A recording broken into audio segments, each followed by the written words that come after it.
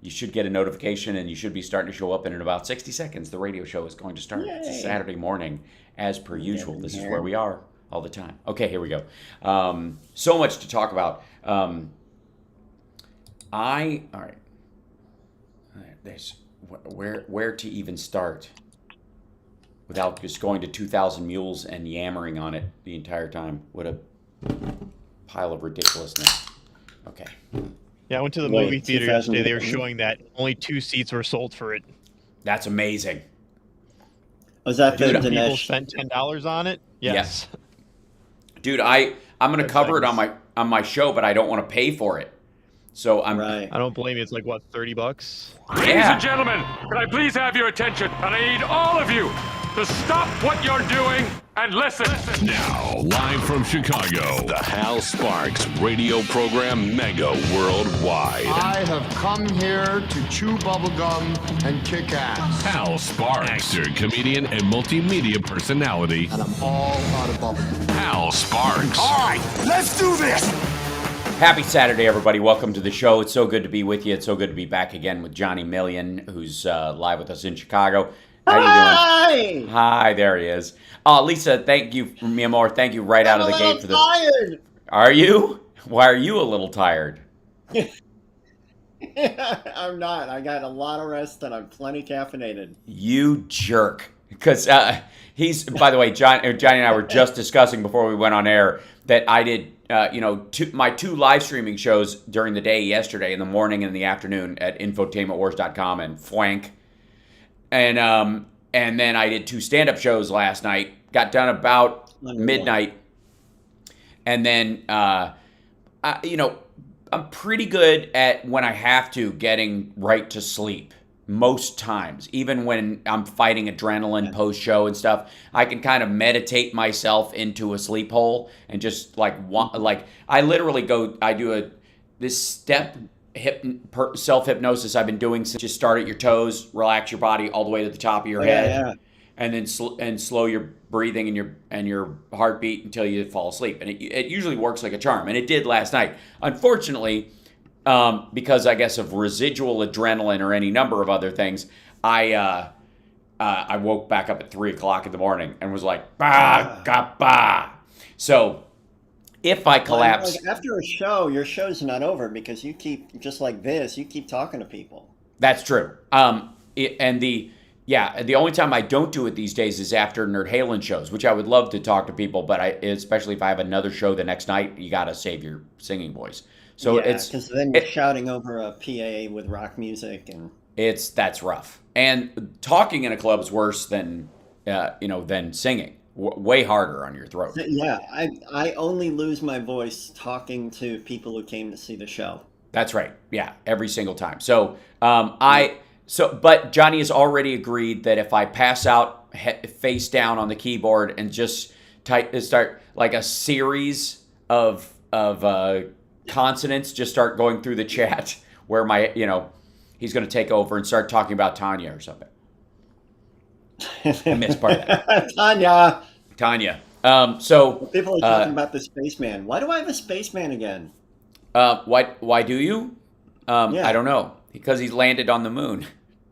No, that's sweet. No, he was up in the corner and I moved him out of the way because there's a button under there that I needed.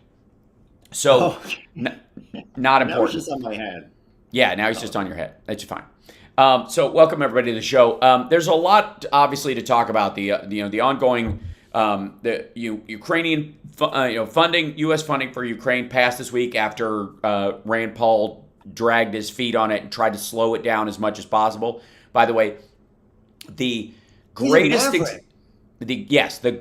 example of if you need one, of what a wasted protest vote does as far as its sort of flaccid attack on actual democracy, that you care by not caring is the illusion, or not care by caring, pretending you care about something when you really don't care. You're just using it for your own political. How disingenuous? Yeah, disingenuous. Yes, it is. Absolutely. His stances, he's planning these out. He's got like a scale of like, how hard do I push back against something that how much attention will I get versus damage control? Like, that's, you can set your watch by it. Right. And and by the way, thank you, Hal Vickery. He sent a super chat that says cannot can't block Hal Vickery. That's right. No, he cannot. So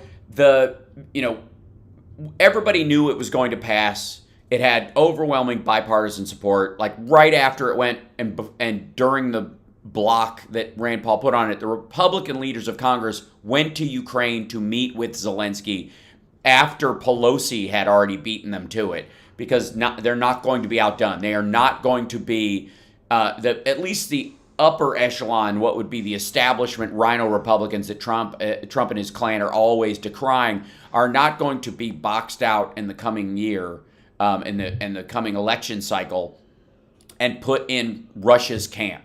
And as much as there are members of the Republican Party that are clamoring still to be in that camp, maddeningly, still saying Putin's a strong leader as a talking point, as if that hasn't died, and China's going to eat our lunch.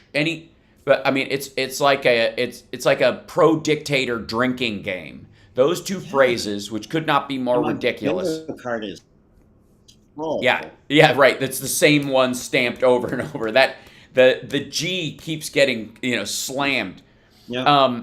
But in the as much as that was a waste of time and a bunch of just sort of posturing, ultimately it amounted to nothing. And even still, like, his timing on it was such, and Schumer and everybody knew this, that they were expecting him to do something like this. So they moved the vote a couple of days earlier. So at the very least, the length of time he could hold it would not coincide or overlap with funding running out from the supplemental stuff that we'd already given them, because they were coming up on a point where the initial money that we had given to Ukraine was already spent, both in humanitarian aid and military assistance, because the war is going on a lot longer than Vladimir Putin thought. And now that never happens. Right. Yes. Wars never drag on. I mean, look at Afghanistan for both the United States and Russia.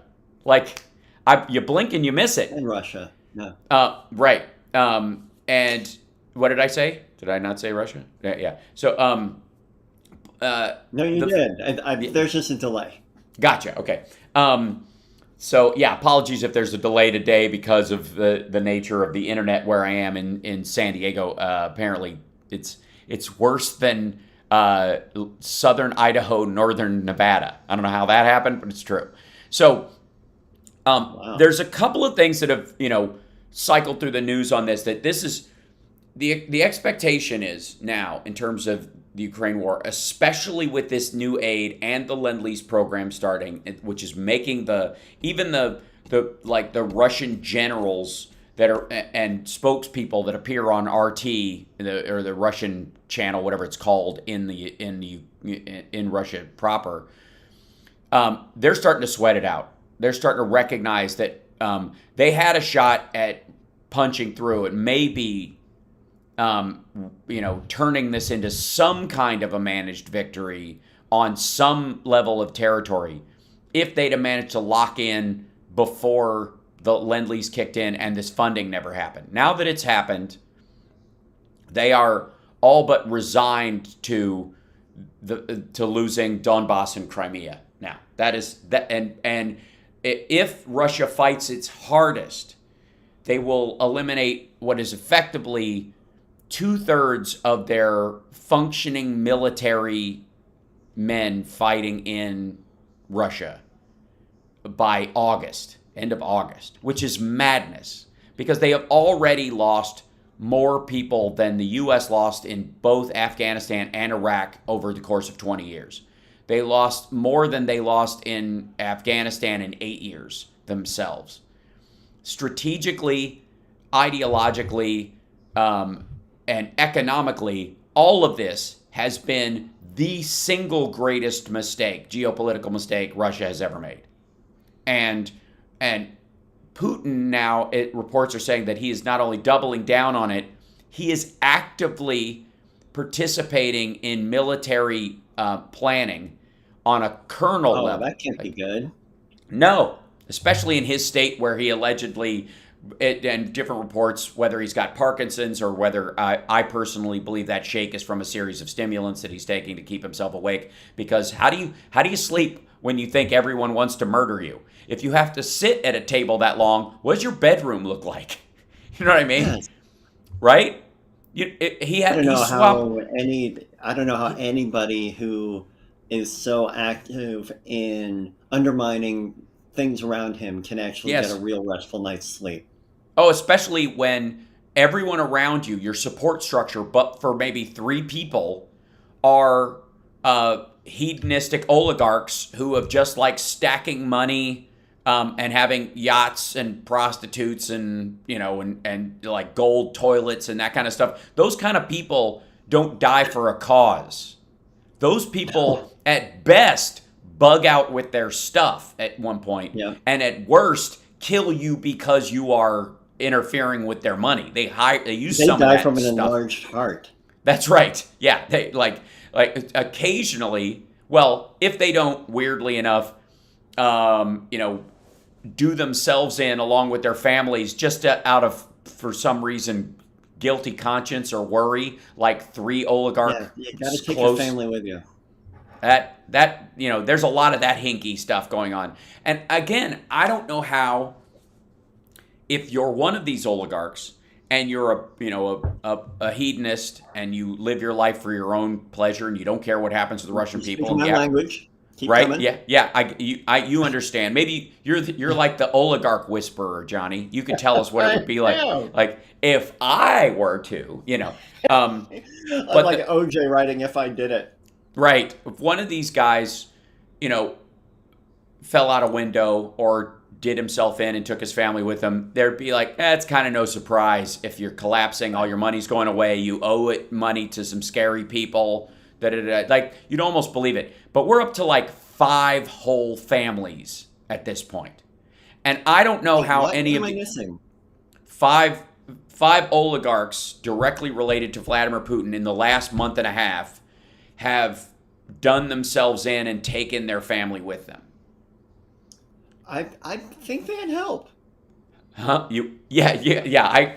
I mean, we've all seen Shooter. We've all seen, like, if you haven't seen The Equalizer, I highly recommend it because it's just basically like a premonition of how you do that. They haven't like set it up. Like, this is how you would, in the second Equalizer, there's literally a scene of Russian mercenaries coming in and killing an ambassador and his family, and his wife, and going, well, you got to let us do this or we're going to wait till your kid gets home and kill him too. And that's, but think in terms of like 5 of these people. Now, imagine you're one of these other people. You're one of the other oligarchs. You still have your money. You're still considered inside the circle. How long does that last? We got to take a break. When we come back, one of the Daily Beast has a story in it. 2257 wrote 5 eggligarchs. Eggligarchs. Oh yes, 5 eggs. Right. Naughty.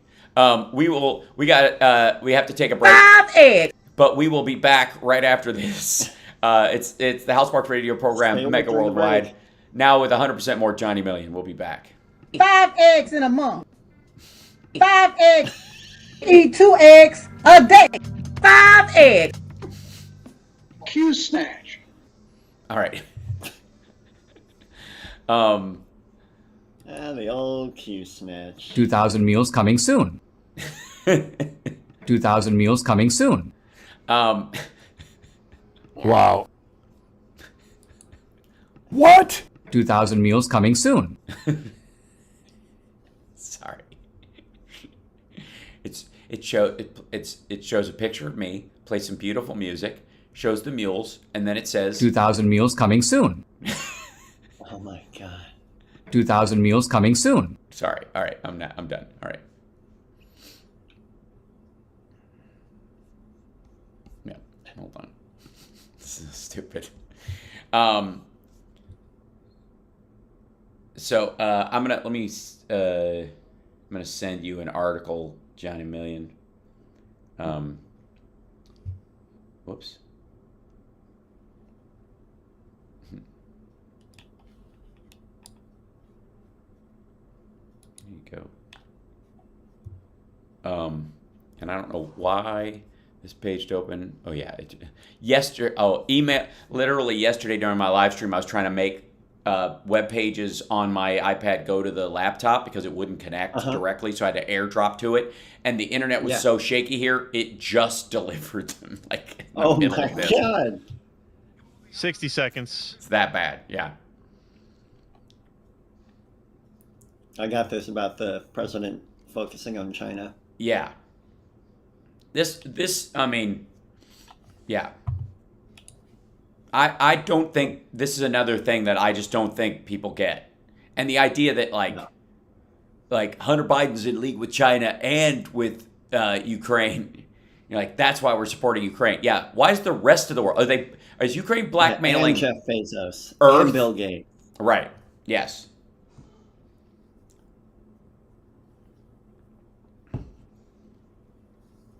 Yeah.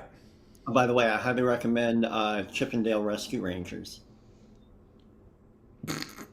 That's I normally don't like male dance reviews, but on your recommendation, I'll take it. It is so meta. I know I'm only on one day a week. I get it. I'm gonna have to jump on GarageBand and start sawing something together. This is the Hal Sparks Show. Wow. And then a guitar note, and then progressive, and all. Yeah, it's going to be good. Hey, Hal, did you mean something like this? This is the Hal Sparks Show. Wow. And then a guitar note, and then progressive, and all. Yeah, it's going to be good. The Hal Sparks radio program, Mega Worldwide. Yeah, it's going to be good. It is going to be good. So, sorry, because I was jammering. Marsha Hounds is asking if you got the Cash App that she sent us on Thursday. Yes, I believe so. I thought I said something to her on Thursday, but I apologize if I didn't because there were so many moving parts. She just didn't want to keep sending stuff if I wasn't getting it. Okay. That's. Yes, fear not, all's well. Thanks, Marsha. Yeah, and defund. Okay. There's sideline chat stuff that's always going on. It's just a lovely part of the entire conversation. So I have to say that when we're talking about the nature of geopolitics currently, the number of moving parts right now, you know how everybody's complaining the Glenn Becks of the world. Yesterday I covered the fact that Glenn Beck and Michelle Bachmann and OAN and all these sites are going nuts about changes to the WHO's rules in dealing with pandemic response going forward, as if this is it is right out of the Jade Helm Alex Jones playbook. The whole storyline is that we are giving over our sovereignty to the World Health Organization, and therefore China, which supposedly is going to have control over the WHO because the WHO was deferential to them in an attempt to kind of good cop their way into getting information from them.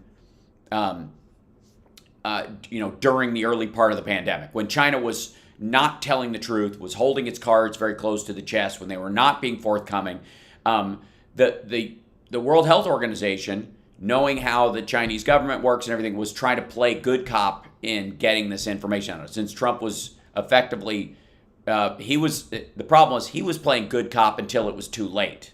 And so you had parallel good cops. Normally in this situation, you'd have the United States and maybe even the European Union, wagging its finger and being the bad guy, and the WHO going, no, they'll give us the information, just be nice, this kind of thing. Because the regime over there is such that face is more important than reality in a lot of, especially in a year where Xi Jinping is looking to re-up his control over the country. And that was on, already that initial meeting that would lead up to the party conference that's this fall. was already on deck, and knowing this is why the initial doctor who announced on Chinese social media that there was this infection going around was effectively scrubbed from the internet, and he later died of COVID. Yeah, not good. And not a good sign from the WHO's standpoint. I tweeted out on my Twitter feed earlier today a document that I referenced yesterday, which is the changes in the WHO's rules around pandemic response going forward. And basically, it takes out all the stuff where everybody's got to report. You got 24 hours to report an outbreak that you recognize as having a possible global threat. If it's an inside your country, that's your problem. But if it's a highly transmissible disease and it's spreading state to state, more than likely it will spread when people fly overseas, you got to let everybody know. And if anybody else finds out about it and goes, hey, we know there's this outbreak and these cases are starting to show up in our country, they don't have to defer to that state to answer at their leisure later on. You got 24 hours to respond, or the rest of the countries can start taking issue with how you're handling it. They can't force the country internally to do anything, but England can say, okay, we're cutting off travel because they're not being forthcoming. Mexico has got something going on there, and they're not telling anybody, and they're not responding, and they're part of the WHO, but they're hiding what's going on there for some weird reason. They're denying it and running from it. So, they need to answer that, that information, because we have honest reports of people who flew into our country who are ill, and this is a real thing. And so the WHO has just basically got 20. They don't have to allow the state to announce it first. They can announce it based on the best information they have and recommend, whether it's an emergency situation or not. Doesn't change the internal politics of any of the countries involved. It might change the external politics if a country refuses to be forthcoming about disease spread in the United States. And somehow all the right-wingers are clamoring this week. And if you look at the actual document of the proposed changes that the Biden administration has been working on for the WHO meeting that starts on Monday. It goes for a week where they work out what these new rules are going to be. These are the proposed changes by America. None of these issues, although they seem to be clamoring about them in the right wing, all of them are aimed at China and how China responded to COVID, how it hid it, how it downplayed it, how it dragged its feet in reporting it until it was absolutely pressured to, how it, internally was screaming to the high heavens and starting the process of what would be a zero COVID policy and lockdowns related to that, but outside the country saying it's not a big deal and it didn't come from here anyways, and all that nonsense. So, meanwhile, the United States, if you look at the stories about monkeypox, for example, or remember the story of like the 3 cases of Ebola that we had, 8 years ago, or every time swine flu or H1N1 or H5N1 starts to come up, we don't do that. The United States is never going to be on the wrong side of these rules changes. As a matter of fact, we might err on the, to the extreme on the other side, but better to do that as an international hub of almost all business and travel in the world than not. And so the United States is on top of this stuff. And these new rules won't change that. As a matter of fact, the goal of those rules is to make everybody else who has an equivalent CDC-like body act like it. The United States, between the CDC, the NIH, and the myriad of like oversight bodies we have within Congress even, is constantly watching for the next, not just human-to-human or animal-to-human transmission of a disease, but agricultural diseases that could wipe out crops. That's the other huge part of this. It is, by the way, the reason we have collaborations with biolabs all over the world, including in Ukraine. And the primary ones about, in Ukraine where they were saying these biolabs for, as if bioweapon, as if just the word bio attached to anything means the same thing in every situation. The majority of the work done in biolabs in Ukraine, for example, is all about grain. Both in the United States, we have a huge grain industry, and obviously everybody now knows about the breadbasket of Europe aspects of Ukraine. We share with them and they share with us stuff to keep our crops from dying off en masse because as we're seeing from the tightening availability of food because of Russia invading Ukraine, starvation is a very real threat. And you can either treat it like an adult and act with other countries that you share trade with, because even though we have wheat in the United States, we have corn in the United States, we buy some wheat and corn products from Ukraine as well. So if they had a problem that would somehow be contagious to our wheat crops here in the United States, we would like to know about it. These are very simple, adult, normal things the Biden administration is doing that that the right wing is now painting all positive, normal governing aspects of just regular regulatory behavior to protect the American citizens and American businesses from from the contagions that occur in a very basic way, and painting those as not just overreach by government, but nefarious. And that's the essence of the current Republican Party. They have Alex Jones and Donald Trump their way into a corner where it's not just you disagree on policy, but there's a monster in every closet. We'll be back right after this. And I want to talk about Biden's pivot to Asia. He's on his first Asia trip and of his presidency. And the stuff that is happening is crucial. We'll be back. It's the Hal Sparks radio program, Mega Worldwide.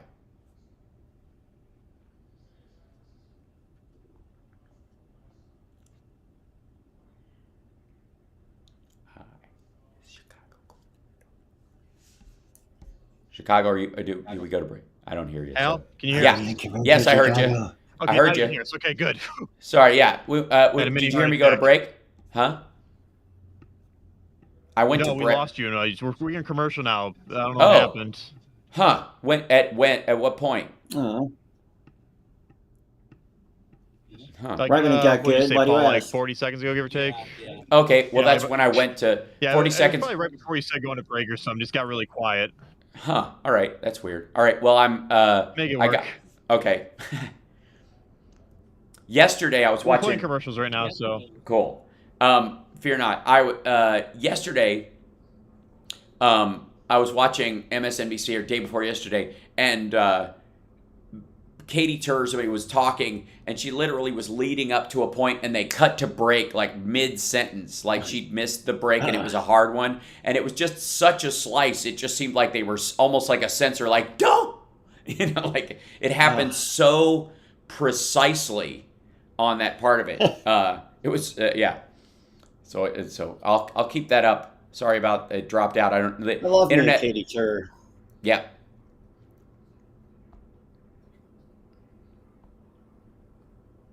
Mm-hmm.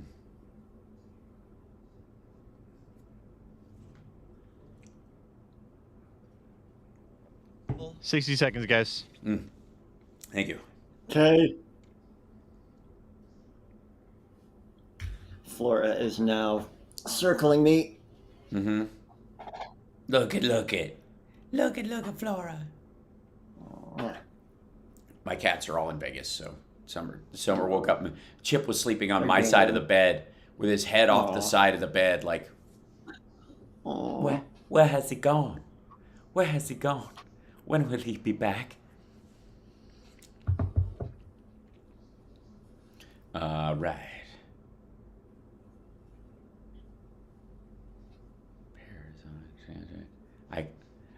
Now I'm paranoid. That's it. That's gross. That's just quit it. 10 seconds. Thank you. That gets dragged through a kitty litter. I'm just saying. As she's leaving, it just kind of. Oh yeah. Yeah. Well, all four of her feet get dragged through kitty litter, and I let her walk all over me. Mm-hmm.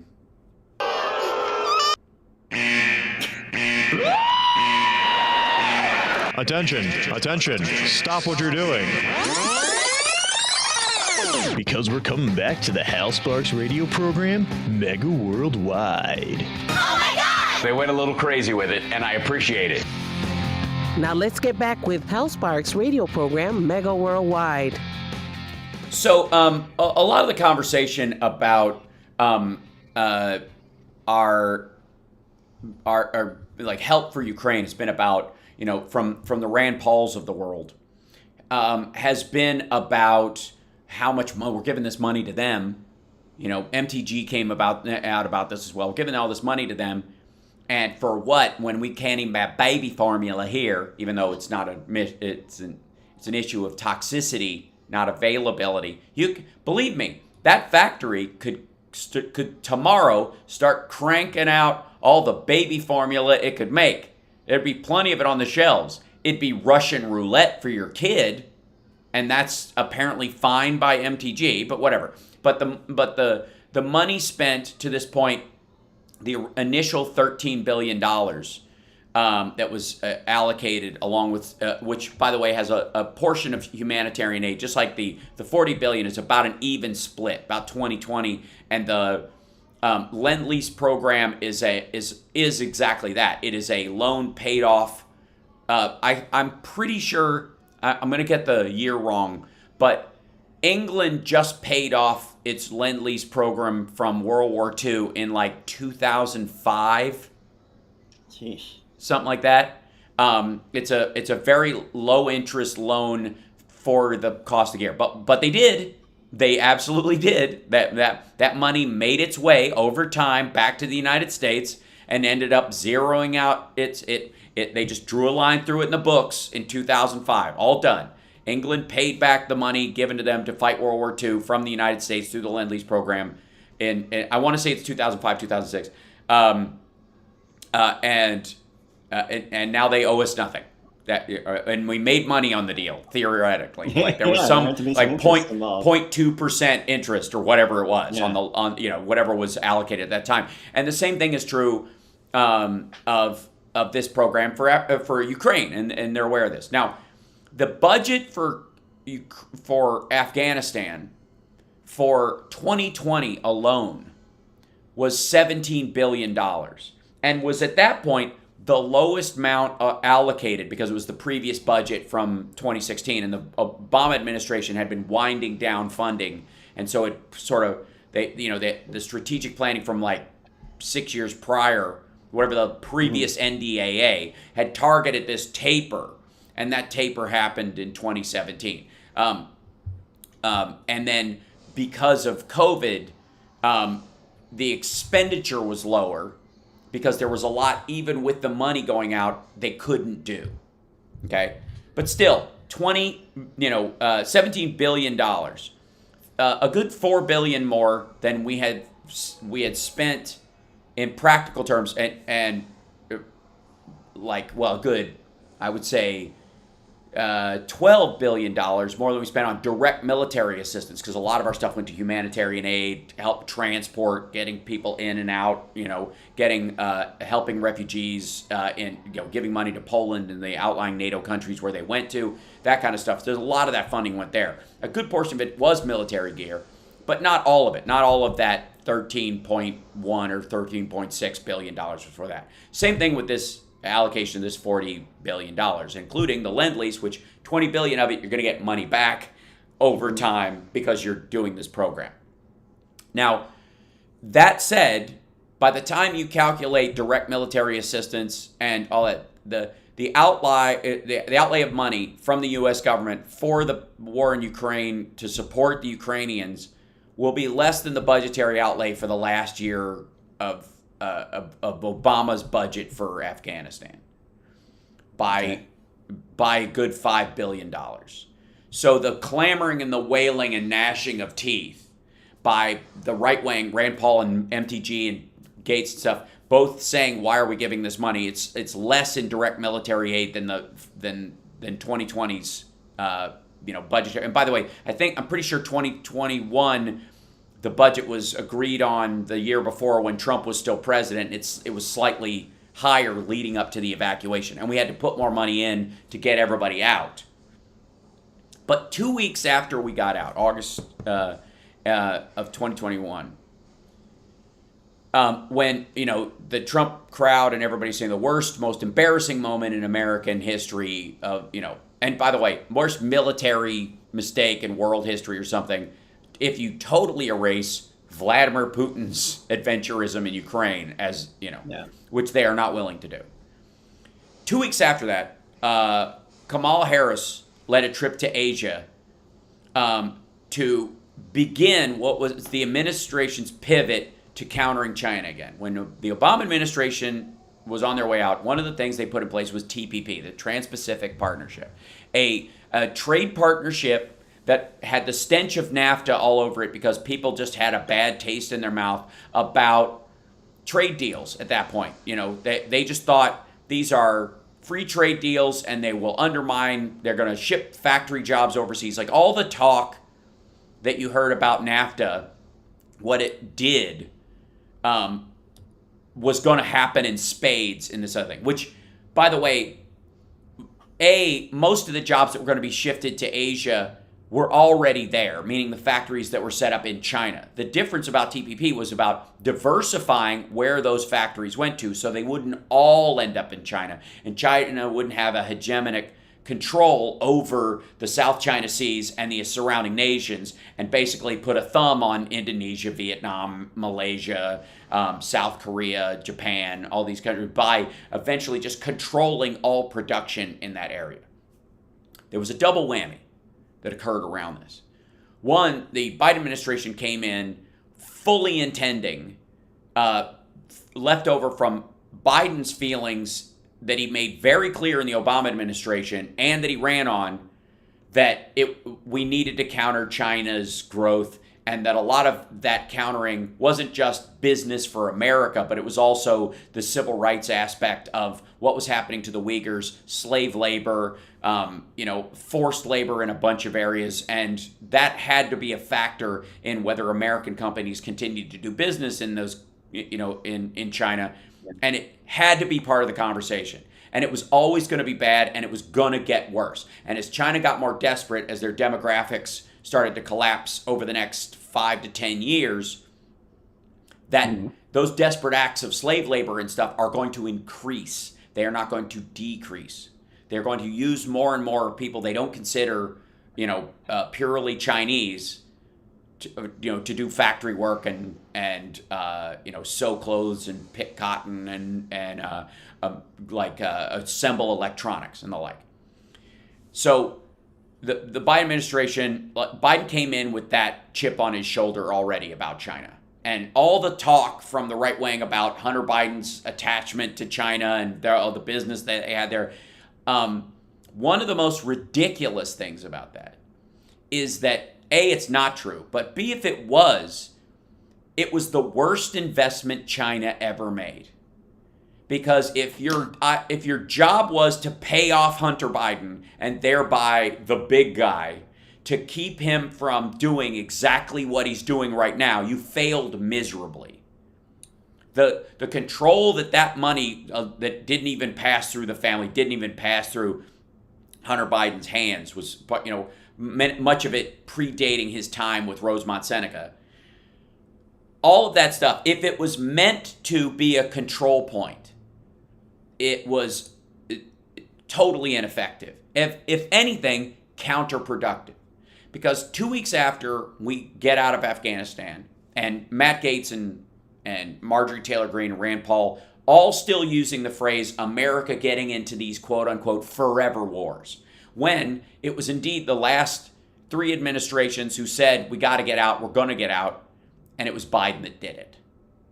We are not in any practical. We're not in Afghanistan at all. Trump wanted to keep us in there. He wanted to keep Bagram forever. So the idea that he was ever going to get out is an absurdity. I don't know why he says it at rallies now. It's not even like it's a mystery. But the Biden administration came in, immediately formed this brand new nuclear-powered submarine alliance with Australia, with UK, called the AUKUS Agreement, Japan, and immediately started meeting with Japan about joining that, so that it would be the JAUKUS Agreement, where they would patrol effectively the South China Seas and make available these nuclear-powered subs, not nuclear-armed, nuclear-powered, very different. The only difference is they can run silent and stay undersea for weeks, if not months at a time.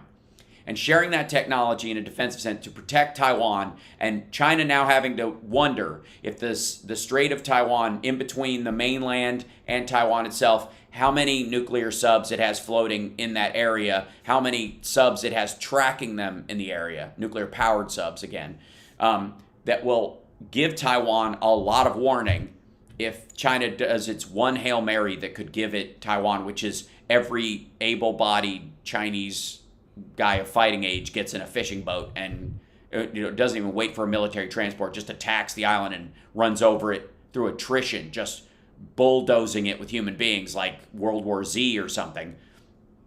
That if anything short of that, Taiwan will have plenty of warning, and they have been preparing for this fight.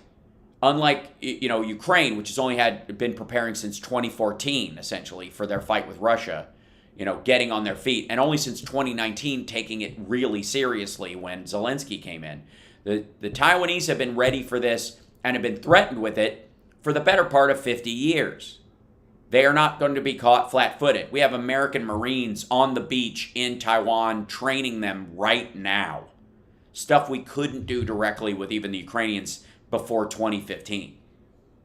So, Biden forms what's to be the AUKUS agreement. AUKUS is already in place. We are already parking nuclear-powered and nuclear-armed subs in Australian ports that formerly had Belt Road Initiative Chinese projects in them that were loaded with spyware that the Australian government just kicked out.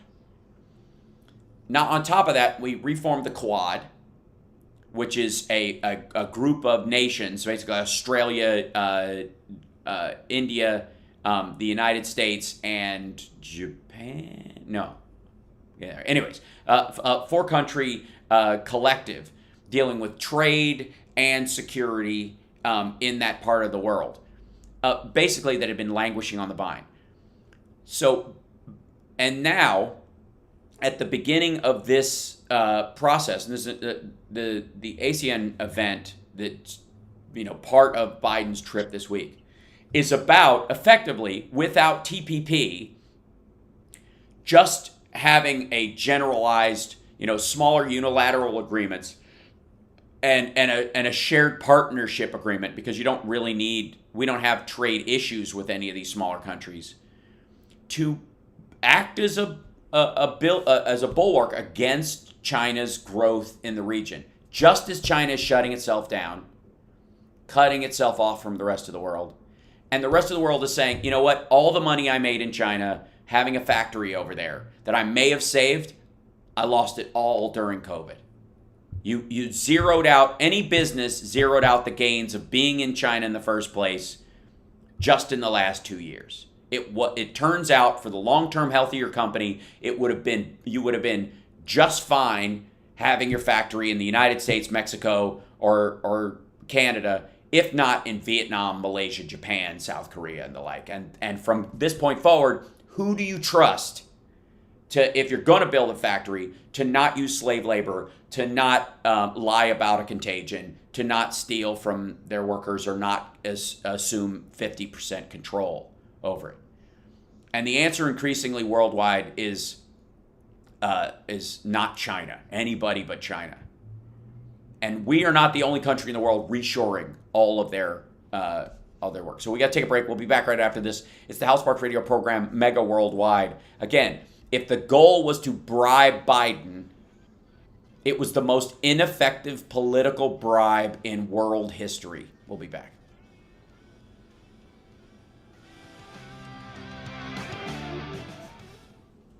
I swear to God. Hal? Yes, I can. Okay, Phil is available at the top of the hour. Cool. Lovely. Hopefully, internet-wise, we'll be able to squeeze through that.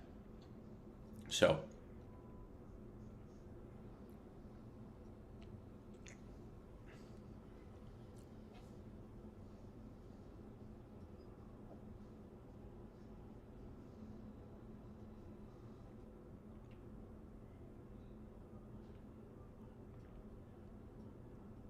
Yeah, they're calling what's effectively what would have been the structure of TPP. They're now calling the Indo-Pacific framework, economic framework.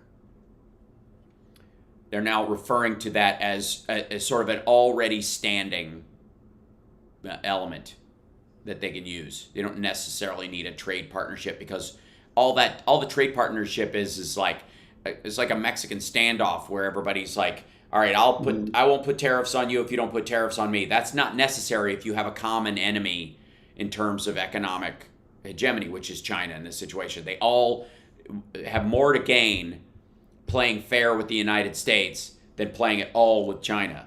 It's amazing.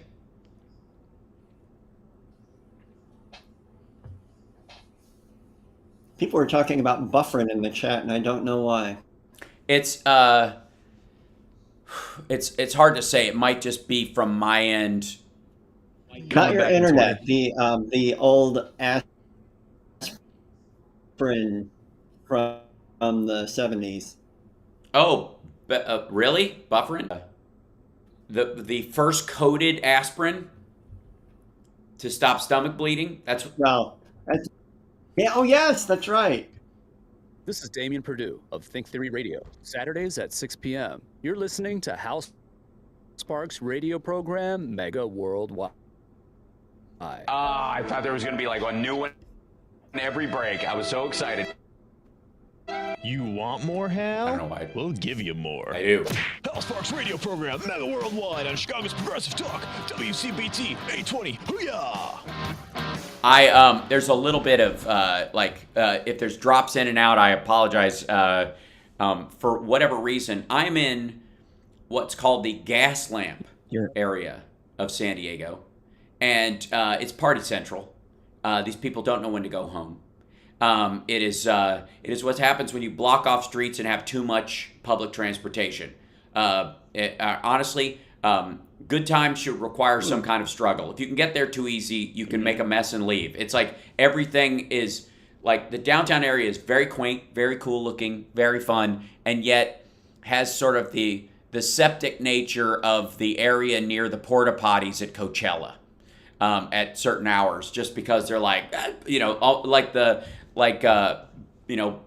New Orleans or something like that, where you're just like, yeah, this is where we go. All right, well, maybe there should just be, maybe you should build some sort of like Mayan temple kind of thing, just a lot of stairs, like you have to do the effort to get up the steps, just get there, Anybody who has real physical difficulty, get some help, but anybody who's able-bodied should have to make the trek to earn their spot, so they take it a little seriously, because it's right now it's sort of like a drain. Anyways, but as I'm in hectic party central, I have no doubt that someone has thrown up on my the building's router that I'm in and messed up the internet. It must. Yeah, I believe it. I can tell when we freeze because the chat just starts spinning like a fast thing. Yeah, it stops. It's like jockeying for bit position, right?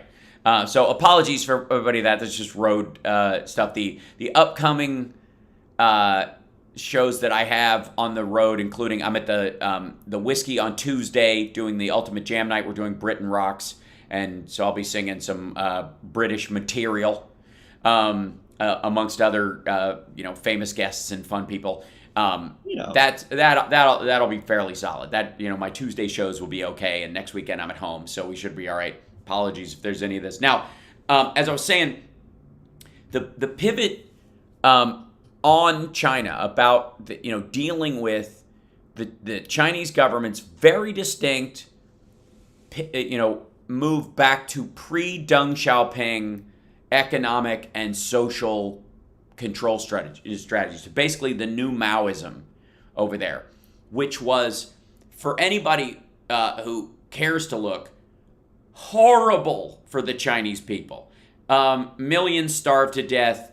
There was no growth at all in the country. People were, forced to meet quotas for food that basically created this rotating Holodomor throughout the more impoverished areas of China. And it had a very distinct, it was very reminiscent of the imperial system. There's really no difference to the experience of the average Chinese person that they called it a communist regime under Mao, and that Mao was the chairman and an emperor who just doesn't care. I mean, materially, there was no difference in how the average Chinese person was treated. Deng Xiaoping comes in, opens China up. They start interacting with the rest of the world. And as soon as they do, the greatest advance forward, quickly of any society in history, as far as a flood of commerce and like the growth of the Chinese middle class. They were, we've all heard stories of how many millionaires they were printing every week. Well, Xi Jinping over the last year has started showing up in his Mao suit again, and has signaled a move back to pre-Deng Xiaoping attitudes. An isolationist China, not interacting with the rest of the world at all. In many ways, while there's been a lot of talk about how China's watching what's going on in Ukraine and trying to judge whether they should attack Taiwan based on how well Russia's interaction with the rest of the world is, and what their military success is. There's an even bigger story, I believe, in their reaction to how the sanctions are affecting Russia. Famously, McDonald's just left Russia this week. And the Russian government said, you can keep McDonald's open, just call it something else, and just make the stuff and just call it, like McDowell's or in Coming to America. McDougal's, what was it? Yeah. McDougal's, yeah. Right, it was McDougal's, yeah. It's just like McDougal's. Call it that, and if you get copyright, who cares? Intellectual property rights don't matter. Really taking a page out of China's in that regard and saying we're just going to have, Coca-Cola was launched this week, which is they took the old Coca-Cola bottling plant that was there because Coke moved out and started printing a new label that looks basically like Coke, but it has this thing KOMI because of the region, not like communist cola, but whatever. And so China has been looking at how Russia has been dealing with this, basically creating a bubble over its country, turning the internet into an intranet, cutting itself off from the rest of the world for all practical purposes, even for use ultimately with a VPN, doing a hard cutoff at some point, where, of course, Putin and everybody around him will be able to have, they'll be able to buy Elon Musk's Starlink if they want and use it. The rich people will have that. Poor people will just be cut off and isolated and only get their internet and only get their news from the state. China has been, that has been the only partnership between Russia and China as far as strategy that has really taken hold. And China has begun that process as well. They've always had a very, what is effectively an intranet, unless it's to do business. And even that is heavily regulated. They're looking at what Russia's doing, going, we'll just have, instead of Coca-Cola, we'll have Coca-Cola. Instead of McDonald's, we'll have McDougal's. We'll just do that, and we'll have basically all the same stuff, but it'll be our own internalized version of it, and we don't have to do business with anybody else. Well, Russia, as much as it's got a lot of crap land that doesn't have a lot of people on it, that's permafrost 80% of the year, the arable land that they do have produces a pretty enough food where they're a net exporter and have been for a long time. China is a net importer of food. China is a net importer of energy. China's energy and food needs are increasing, not decreasing, and their own internal creation of both energy and food are decreasing. That is a recipe for disaster. That is, and then tying that to this Xi Jinping, go back to the Mao system, is incredibly dangerous for the Chinese people. And the only way to keep that system afloat is a lowering of the population intentionally, is the death of poor people. You can't feed them anymore. You don't have the trucks to carry the food out to the places that don't grow food, and the food that you do have has to go to the areas that are making your fake Coca-Cola and cola and all that kind of stuff. So all of this is going to amount to disaster for them. And the idea that somehow the storyline about China eating our lunch and Russia being this stud muffin military, like super leader, hyper buff, bare chested, bear riding, version of He-Man cartoons that's as absurd as the concept of Chinese economic hegemony going forward. And we'll talk about this when we come back with our guest Philip Ittner, who's live in Kiev with us in front of a place with the greatest pickles on earth, and I'm still jealous. If you don't know that, you will. We'll be back right after this. It's the House Sparks Radio program, Mega Worldwide, now with 100% more Johnny Million. Follow at Johnny Million1 on Twitter and at House Sparks on Twitter. We'll be back right after this. All right, let me bring in. Hi. We'll bring in to the room in a second. I've got I have so little desk space on this for so many little screens. I think Bethany just bought you a hamburger. Aw, that's sweet. I will have to take it up on that. Yeah, if you Bethany, I will gladly take that super chat for a hamburger on Tuesday. Tuesday. Yeah, right. Hold on. I gotta open this guy up. And so I can bring in scenes. Why is that? There it is. Just hidden in there. All right.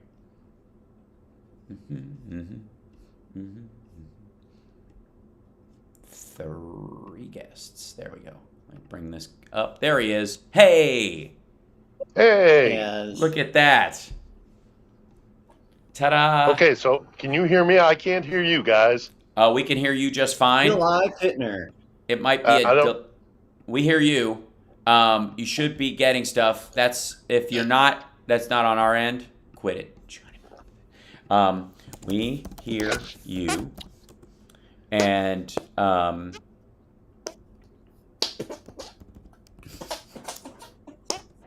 yeah.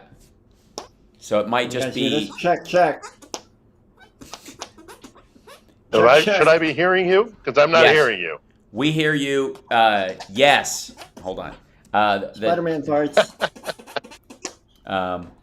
Oh, joy. We can hear you. We can. Yes, we can. Hold on. Oh, yes, we can. Somebody in the chat say we can hear you, Philip, real quick. I'm going to, just so I can put it up.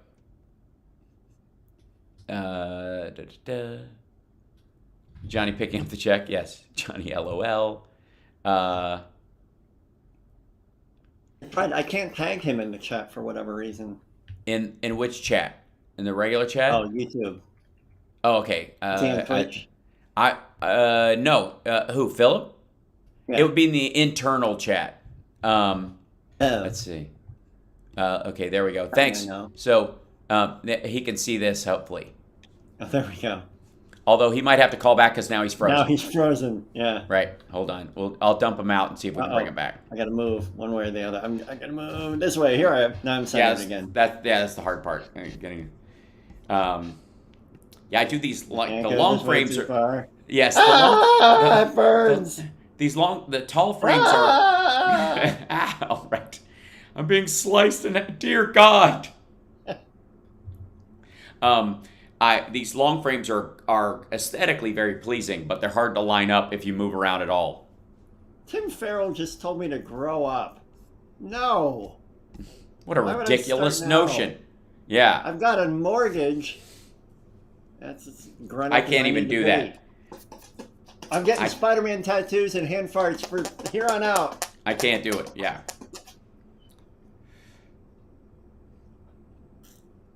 Yeah, hopefully he's calling us back. Call back, Philip. Call back. We could hear you and yeah, there he is. He's calling back. Okay, here we go. Yeah. Hopefully, fingers crossed. There we go. Yay! All right, Yay! Look at that. Now I can hear you. Can you hear me? Yes. Yes. Good. Much better. Yes, we could hear you before. You just couldn't hear us tell you that we could hear you before. Yeah, I couldn't hear you. Yeah. So fear not. We're all good now, and we'll be back up in a minute or so on the show, and all's well. And hi. Hi. Hello from Kiev. Hi. Yeah. Look at at least for the next little bit. And then I go back to Lviv, I get my stuff, and then I come here permanently. Great. Very exciting.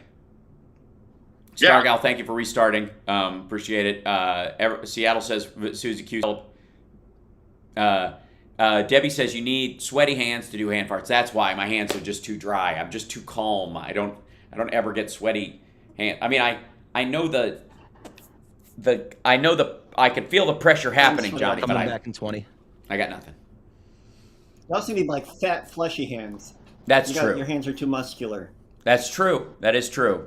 I got meaty hands, like my meaty feet. Roger Y can't hear himself. That's horrible. That's because he's not talking, he's typing. Here we come. You're listening to the Hal Sparks radio program, Mega Worldwide. I've had people walk out of me before, but not when I was being so charming. Video streaming at halsparks.com. I don't care for you or for the putrid sludge you're troweling out. Puss-faced little pimp stick. True progressive talk. Might be a good time for you guys to give up. Well, welcome back to the show. It's the Hal Sparks radio program, Mega Worldwide, and with us live from Kiev is our dear friend Philip Ittner, who is we're always glad to hear from him just because we like him. We're also always glad to hear from him because that means he's safe and well, and that's also something that as much as I love you, Philip, I carry around this like hope Philip's okay, hope Philip's okay, hope Philip's okay all the time. No, come on, That's not true. my first rodeo. No, I know that, but I also carried around about our dear friend Malcolm Nance. I'm like, hope Malcolm's okay, hope Malcolm's okay. Like every time he tweets, I'm like, Malcolm's good. Malcolm is. I've been in communication with him over the last week. He's fine. He's out doing his thing. He's out doing his thing. He's good at it, right? This is, the latest news, and I just we'll talk about this a little bit, but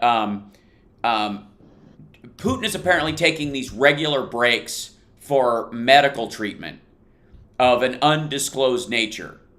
And one of the best sources on this stuff is a guy named Christopher Steele, who most people know that name because that's the name of that's the name of the guy who used to sleep with Ivanka Trump.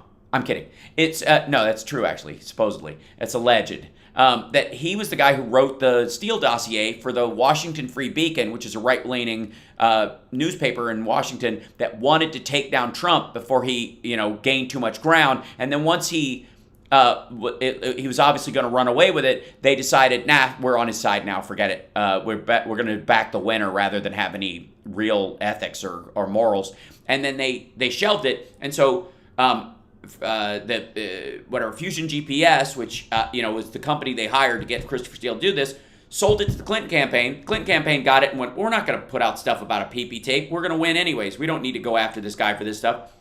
We'll talk about the Russian connection because that's in the news anyways, but we're not going to use any of this. And literally, Christopher Steele and some of the other people at Fusion GPS, including a lawyer for Sussman, who's a lawyer for Hillary Clinton, went, guys, this is serious. I know you don't want to use it to push back against this dude, but this is criminal. This is dangerous. And Sussman went to the FBI and to the CIA ultimately and said, this is some serious stuff. Are you guys taking this seriously? And now the whole Durham report is that Sussman didn't tell them he was there on behalf of Hillary Clinton because he wasn't. He was actually going rogue from the campaign, who he viewed as not taking it seriously enough, which is why, by the way, the Durham indictments all get put in a shredder by any judge they're in front of, and they're garbage. But we're hearing from Christopher Steele that not only is Putin taking these breaks from meetings to get in transfusions, we don't know, nobody's saying, there's increasing disarray in the Kremlin, and that in between these medical treatments, he's acting on a kernel level, talking about, Philip froze on us. He'll probably jump back in a second, hopefully. There he is. Okay, good. That Putin himself is micromanaging the war now. What have you heard, from that end, Philip? And what's your kind of current update from Kiev as you understand it, and what the talk of the town is? Yeah.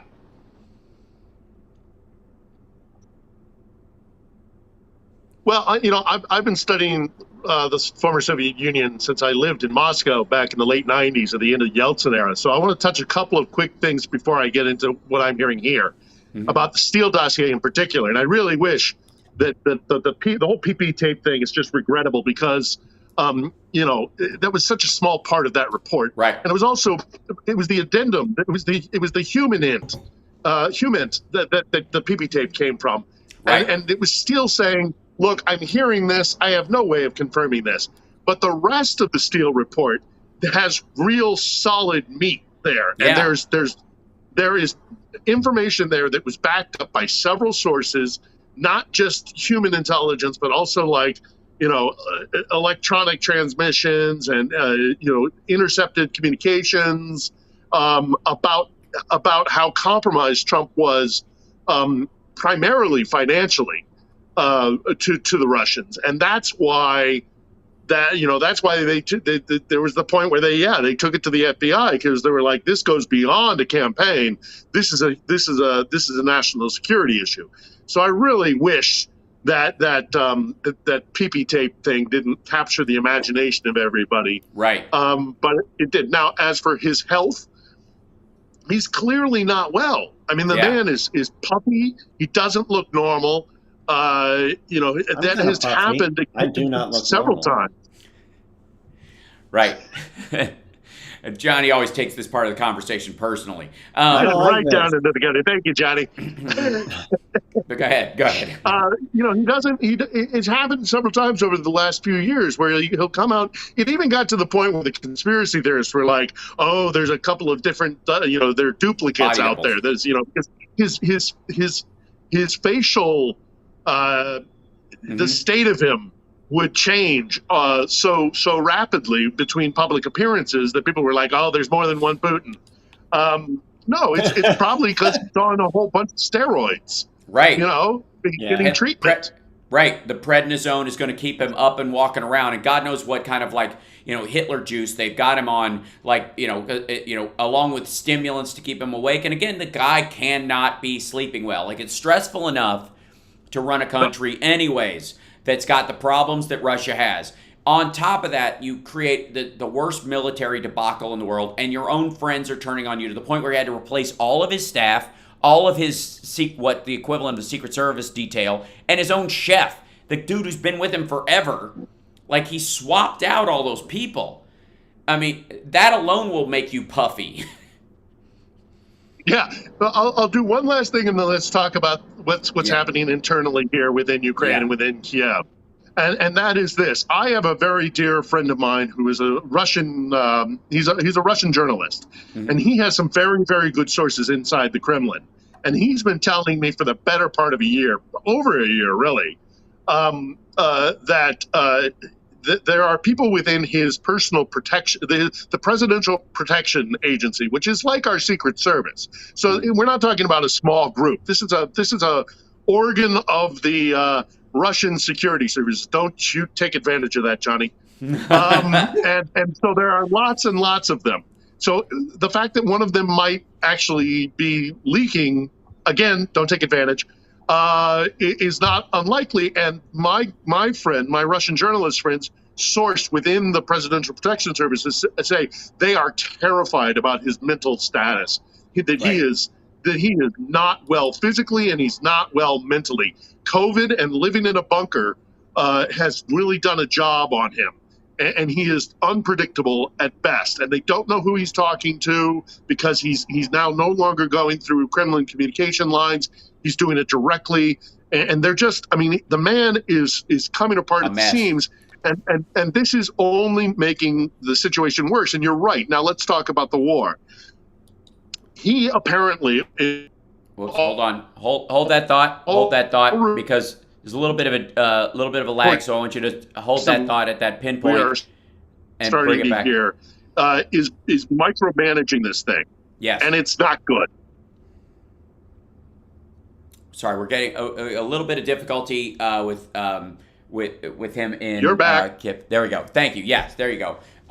We can still hear you. It's just fine. There was a bit of a stagger. It happens. And by the way, it gave me a moment to actually slip in the joke that apparently, if I'm hearing you right, that Putin's organ is leaking and he doesn't use protection. I was a little choppy, but I think that's what I took from it. And he doesn't have protection. I jumped in before Johnny could. I just dove Matrix style. I give that to you on a platter, dear sir. On a platter. Anyway, there you go. So let's pick up from what's going on in Kiev, which is where you were. Okay, there you go. Actually, you know what? Hold that thought. I take it back. Let's take a break. Let's take a break. Hold that thought. Sure. Let's take a break. And when we come back, we'll talk about what's going on in Kiev and kind of word on the street there as well. It's the Hal Sparks Radio program, Mega Worldwide on WCPT Radio, Chicago's Progressive Talk. At Philip Ittner, if you want to follow him, 1L, 2 T's, like a boss. And we'll be back right after this.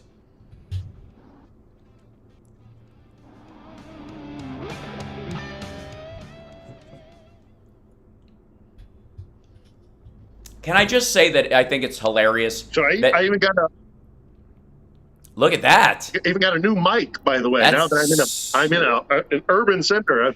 Fancy. Tick, tick, tick. There you go. Yeah. Fancy.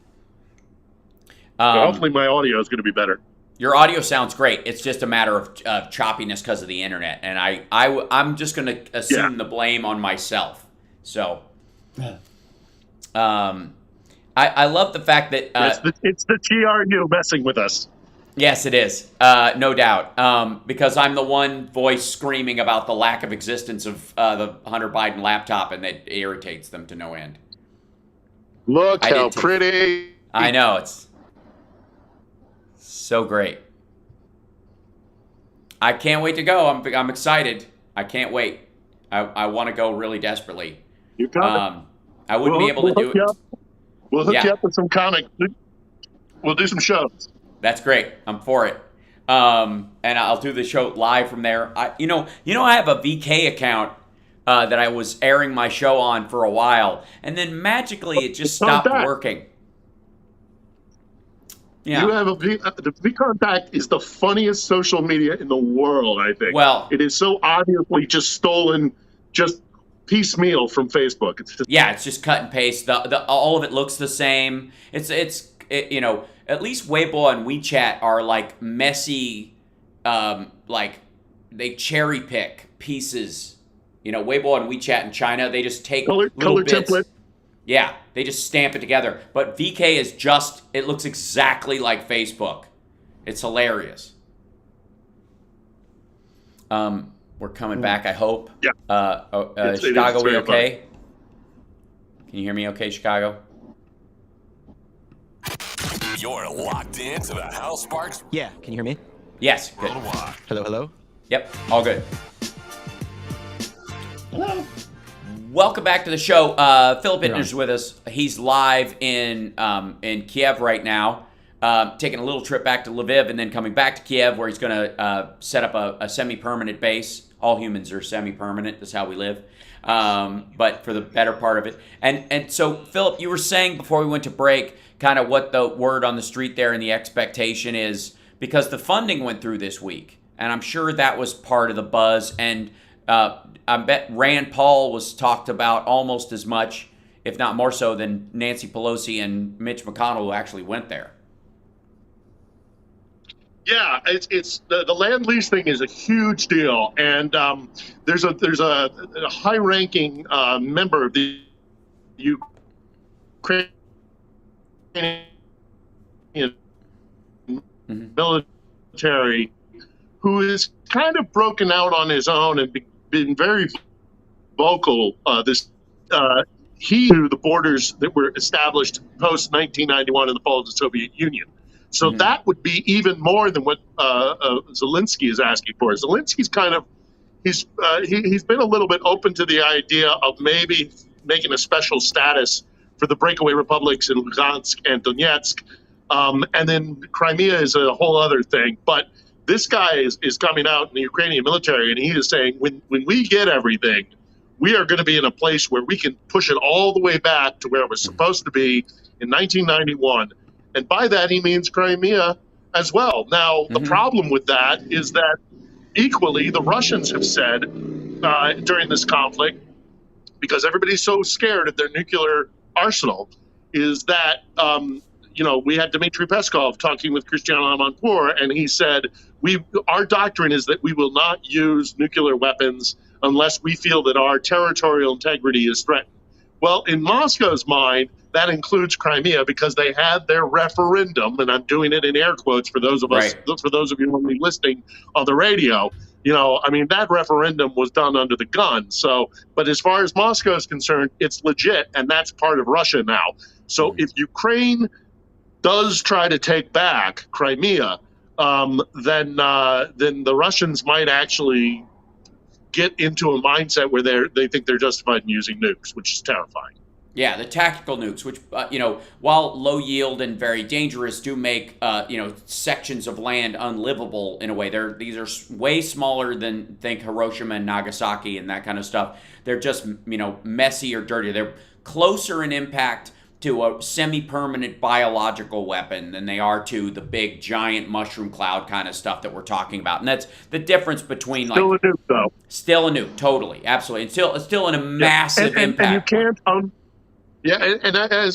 was having a roundtable conversation about this, and I said, the problem is that you can't unring that bell. Right. And so, once he uses a nuke, even a low yield, the day after that, you got to ask, okay, and then what? Right. Because the day after he uses a nuke, he turns Russia into the DPRK, and the DPRK, the North Korea. Can be North Korea because they only have two borders. Right. But Russia is massive. And, a Russia that is transformed into the hermit kingdom of the DPRK is completely it's unmanageable. It will collapse. It will divide itself up. Right.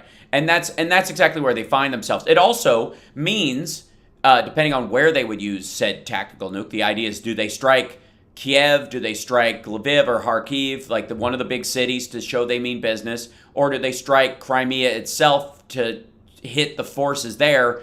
While at the same time, in all of those cases, in all those cities and in the Crimean territory or anywhere around it, you're basically nullifying a useful territory that they're ultimately attempting to claim for themselves. So all this clamoring is one thing, but they have intention to use this land going forward.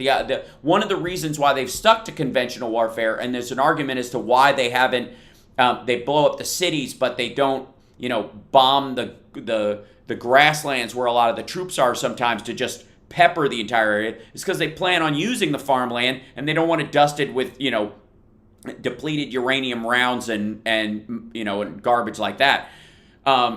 That's a strategic element they have to take into account. It would be different, for Hiroshima and Nagasaki, for example, if two cities were port cities the U.S. had relied on for decades and would have to rely on going forward. That never would have happened. And that's part of where they find themselves. There's also a bunch of people, I think, in his oligarchical crowd around him that will throw themselves in front of that button because it means the end of their financial life as they know it. You can't have that both ways. You can't be a rich. No. As I say. Yeah, as I say, it's a matter of, okay, you dropped a low yield tactical nuke, and now what? And now what's the day after that happens? Remember, you're a child of the 80s as well as I am. Yeah. You remember that movie, The Day After, right? Mm-hmm. Well, okay, so you drop the nuke. What happens after that? And it'll be catastrophic for Moscow. It'll be catastrophic for Putin. It'll knock me out. Because I'm right in the middle of Kiev, and this is high on their target list. So I had a Ukrainian friend. I was going to do a vlog with a Ukrainian friend of mine, and she at the last minute said, "You know what? I've rethought it, and I'm not coming back. I'm staying in Mexico," which is where she is currently. Mm-hmm. So it's very real. It's very real. People are very concerned about it. Right. And a reasonable thought to have, because there's, and it does not help that all signs point to Putin not being well, both physically and mentally. But again, this is one of those situations where you're lucky that he's surrounded by greedy scumbags. instead of hardliners, the Himmels and Rommels and like Putin's inner circle, who were true believers about German blood. If you had this kind of Hydra thing, cut off one head and two will replace it, that everybody worried about with the Germans, and to some degree with Imperial Japan. You don't have that with Russia. I mean, these are rich dudes who got rich acting as vampires on their own country and don't have any interest in being covered in dirt for the motherland anytime soon. They're just not. That's one of the reasons. Even the soldiers have a problem with that. Ukrainians are willing to do that because they're fighting for the actual existence of their families, the existence of their country, the sovereignty of their land. All the things that are worth fighting for are on the Ukrainian side. On the Russian side, it's it's a farce. None of the people want to be there. And so even the forces that are there who want to be there the most are there because they're getting paid to. Effectively, they're you're getting Chechen bonuses or something for killing more Ukrainians. But that's not the same as fighting tooth and nail. And eventually you're going to bug out. And that's the entirety of the Russian force right now. And a lot of them, there's reports of like groups of as large as 500 running back across the Russian border and going, I'm not going back in there. Why would they? Most of the Russian citizens that are in Donbass and Crimea that they talk about have been, moved out of the country as well to protect them allegedly on behalf of Russia. And those that are there are being used as human shields by the Russian forces. Like, well, you're killing citizens. Like, yeah, you're pushing them in front of you as you start creeping forward. But, this is not the war Russia needed or wanted to fight. And so using a tactical nuke would just it would just make this decision deeper and worse. And there is no way Russia enters. You're calling them the DPRK at that point is absolutely right. There is no version of reality going forward where they aren't a pariah amongst all countries that produce anything worth having or make anything worth using. Yeah.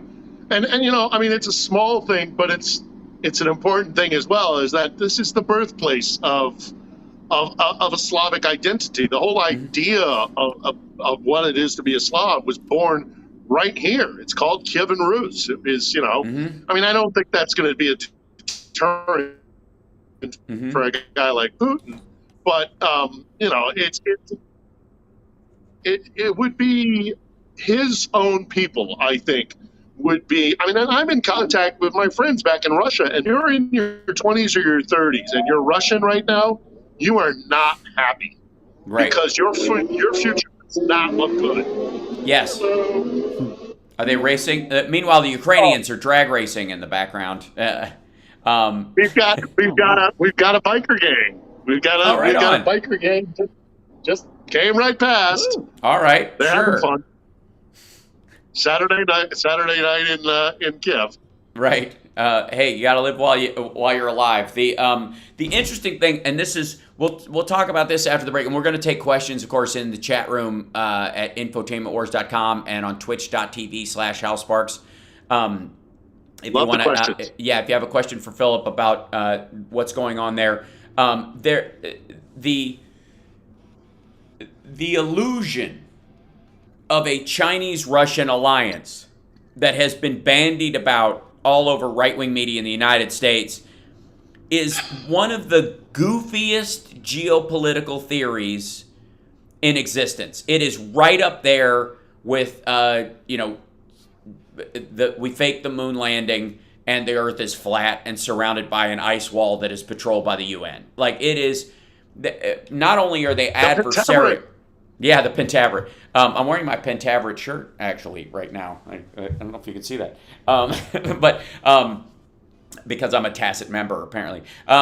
We'll talk about that on the other side of the break when we take some questions as well. But this idea that they are somehow, that this allegiance is based on any kind of, genuine cooperation is cartoonish. And the fact that it will benefit either one instead of just it's like two lead weights trying to keep each other from drowning by clinging to each other. It is absurd in the extreme. We'll talk about a little bit of that when we come back. There's more likely to be an alliance between Russia and the GOP.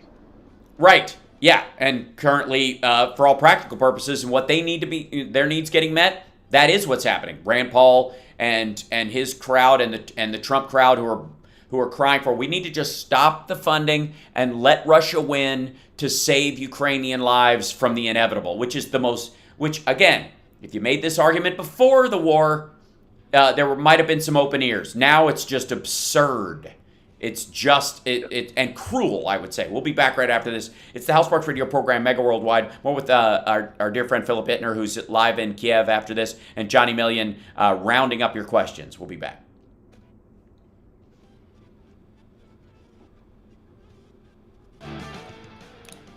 Yeah, look at that sky.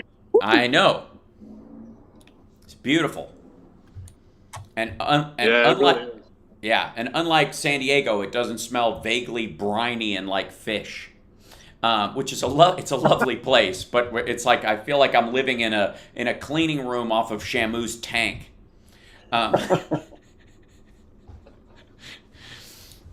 Yeah. And I might. Yeah, no, I think it's going to be a great location. I think this is going to be a place for a base. Mm-hmm. Yeah, absolutely. I mean, it seems like a lot of fun. I've started collecting Learn Ukraine videos on my YouTube learning list. I have a playlist called Learn on YouTube that I just fill with stuff for when I have free time and I just want to learn all kinds of stuff. Like I put stuff in there, language stuff, economics, geopolitics, history, and I find these like documentaries on stuff. And I'm like, okay, I got 2 hours. Let's do it. Let's knock this out. Yeah. And I've started gathering, Learn Ukraine, your P's and Q's first, and then grammar, and then vocabulary. Yeah. That's my system. This is what I'm thinking. This is what before going to bed. Basic. And it's great. It's got little profile. It's 100 Ukrainian personalities, key Ukrainian personalities, and it's just, each one's got a profile. Right. And I just go through it and I read maybe, 4 or 5 or 6 of these things. And, it just gives me insight into it's amazing. The history here is great. Sorry, Chicago, what was that? Coming back? 20 seconds, yeah. Okay, thank you. Actually, more like 10 seconds now. 10 seconds, okay. Mm-hmm.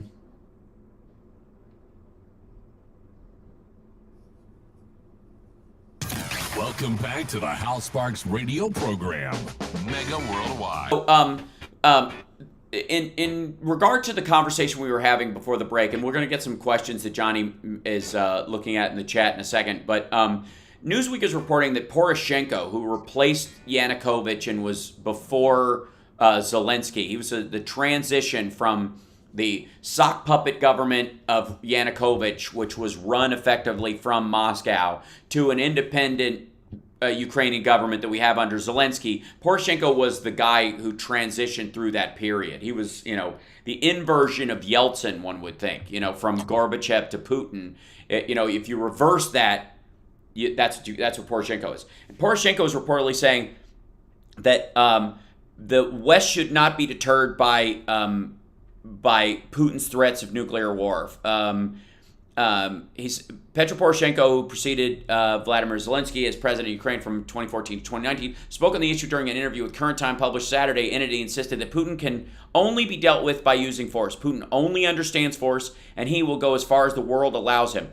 We can't create a precedent for the world, and even more so in Europe, where one state can forcibly change borders. On the subject of nuclear weapons, Poroshenko called Putin's various statements and speeches about the potential for nuclear war empty threats and urged nations of the world not to be intimidated by them as they continue to help Ukraine. Putin, he said, fears the consequences of using nuclear weapons. He will be hindered by a fear if he thinks of using weapons of mass destruction because Putin knows he will be destroyed by retaliatory strikes. He also knows, retaliatory strikes, it goes to that, what you were saying, Philip, that this will isolate Russia in a permanent sense going forward. You don't get to do that, acting on a country defends itself. You've been seizing parts of their country for years, and they decide to finally push you out, and your excuse is, well, we're going to nuke you.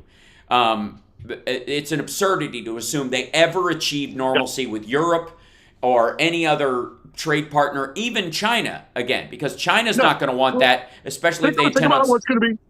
Yeah. Go ahead. The day after he uses even a low-yield nuclear weapon in Ukraine, especially in an urban center, what is going to be on the front? What is going to lead every news broadcast? What's been on the front page of every newspaper? Thousands and thousands of dead bodies. Yes. Killed in horrific ways. Potentially mine being amongst them. So let's hope that doesn't happen. Right. But but it's going to be, and then what? 10 years down the road, he's going to be accepted back into the family of nations? No way. Yes. No way. And so I that's it's incredibly telling that. Poroshenko's 100% right, and you're right. Poroshenko was kind of like an interim guy. He was kind of a placeholder and an apparatchik. He was a safe hand. But I'll tell you one thing that Petro Poroshenko did that this country is going to be eternally grateful for, and it's the same thing that George Washington did for our country. He accepted the loss of a free and fair election, and he walked away. Right. And so, and that set the precedent for an actual functioning democracy in Ukraine. There has been a peaceful peaceful transfer of power here. Two, maybe three times, if you include the prior government back during the Yellow Revolution. So that has happened at least twice, potentially three times in Ukraine. How many times has that happened in Russia's entire history? Never.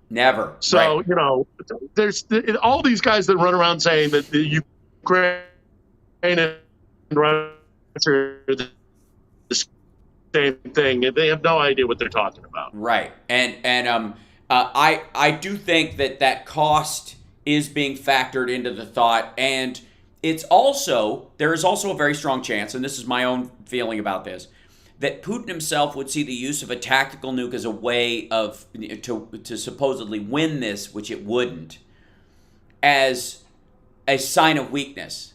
That your conventional weapons and your conventional military was not enough to beat this little upstart country that was kicking your keister, and you had to fall back to a tactical nuclear warhead to do this from their own. And again, this is kind of going to the sleazy hedonist idea of the the oligarchs in Russia that you can count on them to be greedy and protect their nut from being stolen from them by too much overreach by Putin to some degree. There's also this kind of machismo aspect of the culture that it would be a tremendous sign of weakness if they had to fall back to using a tactical nuke to save Crimea, of all things. And the Russian people who are against this, who have been conventional forces couldn't do it. Right. Yeah. There's two other things about using the nuke here that I want to point out quickly. One is that unlike chemical weapons usage, which the Russians, so the Russians have used chemical weapons. I'm not even gonna dance around it. The Russians used nuclear weapons in Syria. Chemical weapons in Syria. No question about it. To my mind. But they could do that and blame it on somebody else. They use a nuke. There's no way they can blame it as a self-inflicted wound by the Ukrainians, because the Ukrainians gave up their weapons. That's right. And that's my second point, that if we kowtow to Russia because they have nukes, that will send a message to every tin pot dictator around the world that you don't give up your nukes, because Ukraine had nuclear weapons. The fall of the Soviet Union, they had nuclear weapons inside the Ukrainian Socialist People's Republic, right? That part of the Soviet Union that was Ukraine. We came to an agreement with them, and they willingly gave up their nuclear. Had they not done that, there is no way that Russia would be conducting their current nukes. Don't ever give them up. And two, if you don't got nukes, get them, because otherwise some guy who does have nukes is going to come around and push you over. It'll cascade into nuclear proliferation. Agreed. Also, I would argue there's a further reach on this where Poroshenko's right. We need to stand up to him. Yes. There's also another issue with Russia using the concept of MAD, mutual assured destruction, as an envelope like, well, we got nukes, so you can't touch our conventional warfare no matter where we carry it out. We can attack Chechnya, we can attack Georgia, we can do what we did in Syria, we can take over your bases after you leave, or even participate with the Assad regime and drive, U.S. soldiers out of their own bases. And then we can attack Ukraine because you're afraid to do anything because we've always got nukes in our back pocket, which is not what the purpose of mutual assured destruction. Mutual assured destruction was supposed to be a stop against all war of any major scale like this. It was supposed to be like, okay, well, we're all in the same kind of boat. But when you know full well that the United States post Japan, the lesson learned was we're never going to do that again. We have no interest in doing it. The American people don't have an appetite for it. And our rulers know that, our elected leaders know that they're not going to, they would never live it down. The Russians don't have that holding them back in theory or whatever. The only thing they have is the economic impact and the idea and their own kind of internal, self-identifying as the strong bully on the block. If you have to go for the gun in a fist fight, arguably, that's what shows you as weak in that circumstance, and that's the only thing holding them back. But they use the idea that they have nukes to allow them to just attack physically with conventional warfare anywhere they want, and that's also something that will continue if we allow this to work.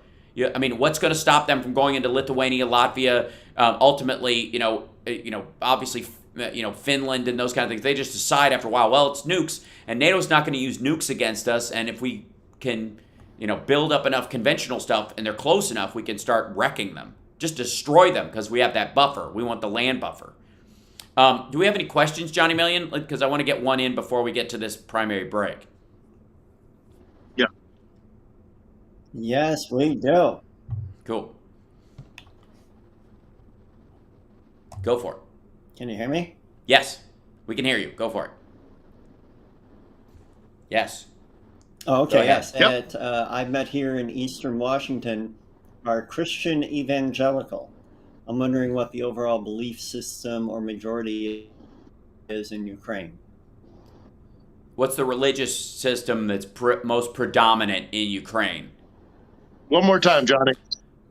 What's the biggest religious denomination in Ukraine? What's the religious system that's most predominant? Well, that's a really...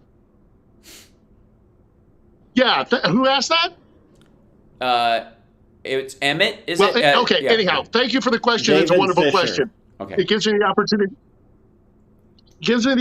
To talk about something that's actually really important, because they're primarily split. Well, okay, so there's two primary Christian groups within Ukraine, and it is there is a large contingent of Catholics and a very kind of odd Greek Orthodox church in the west of the country, out where I was in Lviv.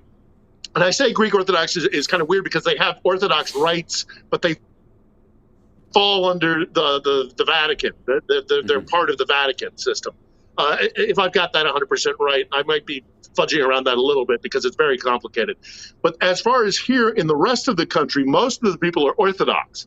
But this is why I'm so glad you asked that question, because it's really interesting. Because it used to fall under the Moscow Patriarchy. So this was part of the Russian Orthodox Church, which fell under the control of Patriarch Kirill in Moscow. Mm-hmm. And about 2 years ago, once the war started, 2014, the Ukrainians said, we don't want to be under a belligerent power because Kirill is very close to Putin. Putin gets a lot of his power from the Russian Orthodox Church and Patriarch Kirill, the head of the church in particular. And the Ukrainians said, no, the heck with that. We don't want to have anything to do with that. And so we are going to break away. And they petitioned. They did it properly, and they've created their own Ukrainian Orthodox Church. So they have their own patriarchy here in Kiev, and that made the Russians furious. Even today, during this war, the Russian Patriarch Kirill again has been going around blessing soldiers and blessing throwing holy water on jets and stuff like that, saying that their fight is a holy fight because of this breakaway Ukrainian orthodoxy, which of course is not legitimate in his eyes. And he made it into a holy war. Now, the patriarch here, the Ukrainian Orthodox Church, is not doing anything like that. He is saying, bless our soldiers, and we stand with our soldiers. But he's not like doing this kind of invocation of God's war sort of thing. Right. I'm splitting hairs a little bit about that, but he's not doing what Kirill is doing. Kirill is doing stuff that's just straight up like, go there and fight for Russian Orthodoxy because that's God's will. Whereas the Ukrainian patriarch is like, you are a holy and you're fighting a good fight and we stand with you. But he's not like invoking God as your holy warriors fighting against Russia. There's a huge difference, and I think that's a distinction that's really important. There's a distinction that's different in how, say, the United States views religion towards our soldiers and the like, and the way Russia does it as well. It's kind of similar in that there's one thing to bless somebody so that they survive and that they, that they have kind of like that they're doing a righteous thing, versus help us defeat the infidels kind of language, which is closer to what Russia's Orthodox Church is doing. Is that these people, and do not get me wrong. Yeah, do not get me wrong. Yeah, don't get me wrong. The Ukrainians are deeply religious people. They will take blessings as they go into battle to kind of have the protection of God sort of thing. If you are in Ukraine, when they walk across themselves, and that's a very common thing. This country is deeply, deeply religious. I got so angry at Michael Flynn this week when he put out that BS about how this country is ungodly. I got furious because it's like you clearly have never been here, you traitorous. Yeah, you're right. Because these people are so deeply, deeply religious, and it's ingrained in their entire society. So it's just Flynn makes me angry. But they're very, very religious here. But they don't do it in the way the Russians are doing it. They do it as kind of like, we bless ourselves because we want God to protect us. Right. And that's far more common worldwide as far as religious belief about military service or being a police officer or those kind of things. When you talk about people who go into dangerous situations and stuff, like kind of the blessing of protection versus help us murder those that oppose us. And who's the religious leader? We got to take a break, but who's we'll talk about this on the other side of it. Who's the bishop that's Putin's religious advisor and his stuff? I'm curious about that guy because he has a lot of play in the current decisions being made militarily in Russia. Well, that's Kirill. Yeah, Kirill, right. And the question is that as Putin gets sick, does that guy have more control over the circumstance, more of a voice, more of a say? So we'll be back right after this. It's the House Sparks Radio program, Mega Worldwide.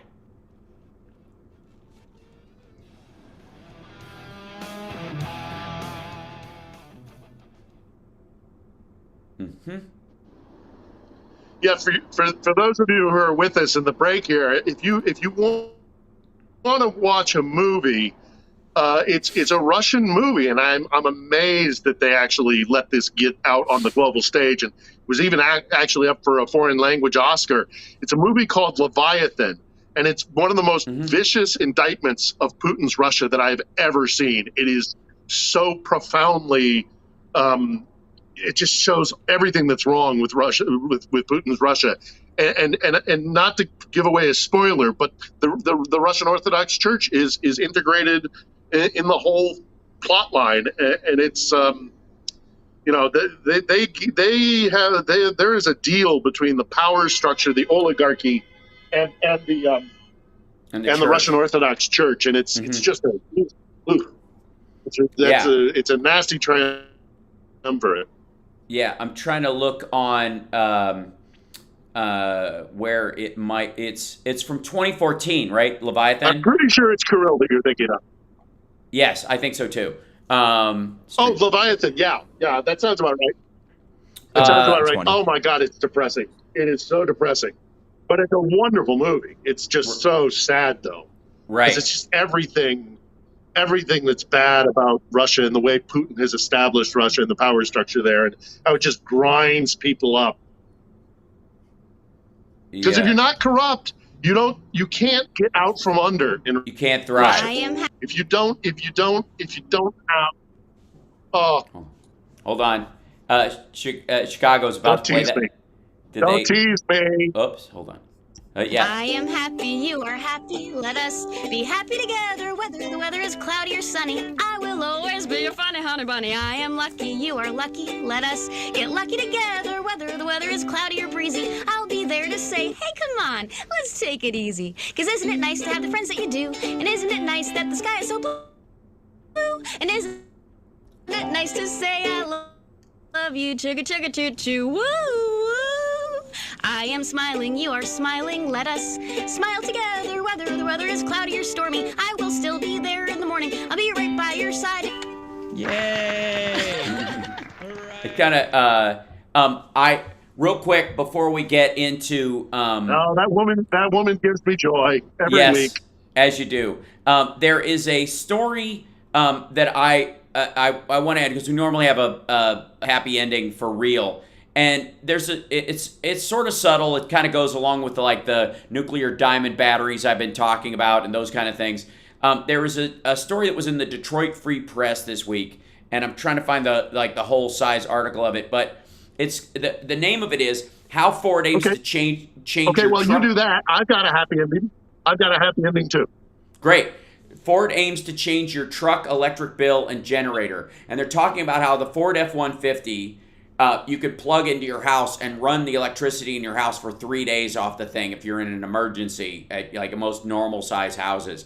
And that increasingly is becoming something that even the right-leaning among us can rally around as a point of freedom and homesteading and being off grid and all these things that they clamor for, is now making the idea of an electric vehicle sexy for that particular crowd. It's also incredibly helpful. And even just simply going camping and being able to, run effectively, your car acts as an electric generator without puking diesel smoke into the forest while you're out there. Those kind of things should appeal to kind of everybody. And getting that energy from locally sourced stuff, either be it nuclear or from, the elimination of coal over time, but geothermal, solar, any of the renewables that come out, and being able to charge your truck off of that as a good old southerner driving around your big F-150, that loosens that control point and sets a standard for electric cars the world over that European cars will start to follow. And that's what ultimately severs the need for Russia and its control point that it had over Europe in the long term, even while these short-term fixes are all working very, very well. And so, hooray for Ford doing this. It's a great step forward. And the fact that they're taking the F-150 and a sign of macho truck life and making that the vanguard of their electric fleet is a beautiful thing. And what was your happy ending, Philip? And then we'll get one more question at least before the end of the show. My happy ending is this. Today, I saw a video that was put out by, I believe it was actually even the government in Kiev here. There's a town in kind of central southern Ukraine and Russia. Right now, it's my understanding Russia is predominantly in control of it, but it's where the water source, the canal, comes from that goes to Crimea. It's essential for Russia to control it. And they've been trying to get it back, and they've been fighting over it for quite some time. But today, it is apparently in Russian hands. However, at the train station today, some brave Ukrainian took a Ukrainian flag and rose it over the Kherson train station in defiance of Russia. That takes guts. Yeah, it does. Bless those people. You can try and take the territory, Vlad. You can try and take this territory, Russia, but you're never going to take their spirit. They're going to keep doing stuff like that. And you know, the only way to do it is first, you know, to use tactics that the world will not accept. The Ukrainian will only make the Ukrainians fight stronger, and bless their hearts. I mean, to see that flag rising over an occupied town, the guts that took. You can't beat them. You're never going to beat them. Go home. And by the way, there are no Russians in Crimea or the Donbass region who would do the exact same thing in the face of Ukrainian troops for that land. It's not the same thing. Even though it's claimed territory by Russia, they do not have as much, home attachment to even those areas, even over the last, 8 years. So, so let's get. Well, we got it's 5 minutes left. It's like in my vlog that I had with the history professor out in Lviv. Ukrainians are fighting for a bright, positive future. They're fighting for something coming. There's an incentive. They want a brighter future. Russia is fighting to kind of harken back to let's make Russia great again. When was that? I don't know. Right. You know, it's a cynical thing. Whereas the Ukrainians are like, yes, we're going to have a country and it's going to be a golden era and we have so much ahead of us and a bright future. Right. Compare the two. What are you going to fight for? You can't. If anything, what's going to grow is Russians' desire to be more like Ukraine in how their government functions, and that's what scares Putin and his crowd more than anything else. Johnny, let's get at least one question, and if not two, if we can. Yeah, I've got a couple of nice ones, so maybe you can do a 1-2 here. What's the weather like there, and how is the wheelchair access? Because people want to visit. Wheelchair access is really quite good, frankly. Even so this gets really, really cold in the winter, and there's a lot of snow. So what they do, like in Moscow and a lot of former Soviet Union cities, is they build their malls and stuff underground. They're called perehods, and as a perehod, like Toronto, to go through. Yeah, and even they actually they're so smart here. They've got railings, the little, so you can put the wheels of the wheelchair and go down into the underground the shopping mall. So yeah, absolutely, this place is friendly for wheelchairs. Come on over.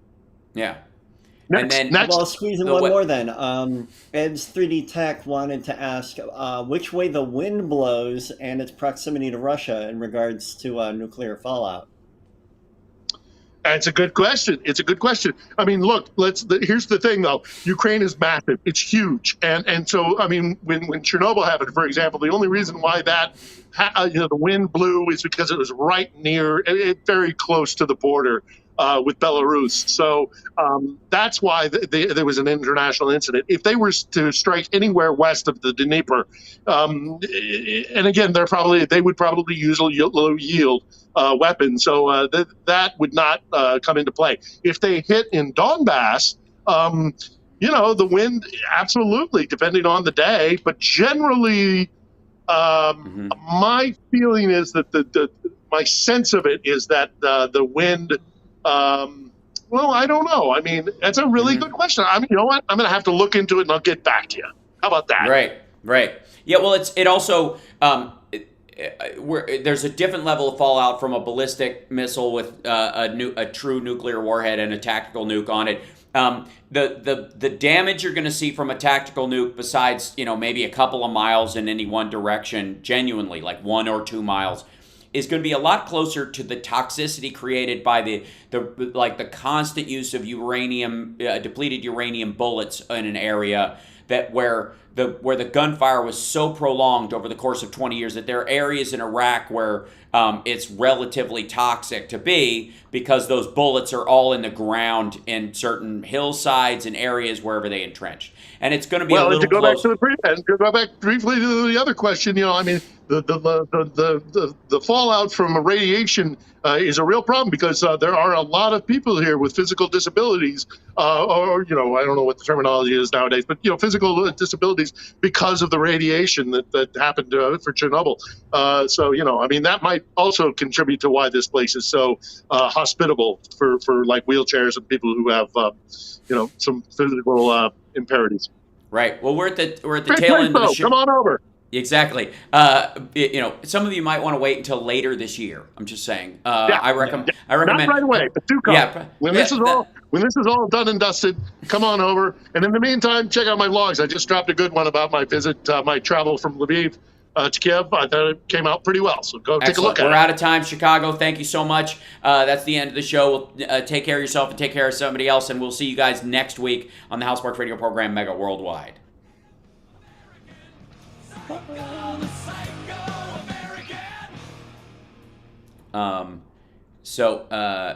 Philip, I'm gonna send you a tweet right now of we have our problems with some of the right-leaning folks or whatever and their feelings towards Putin,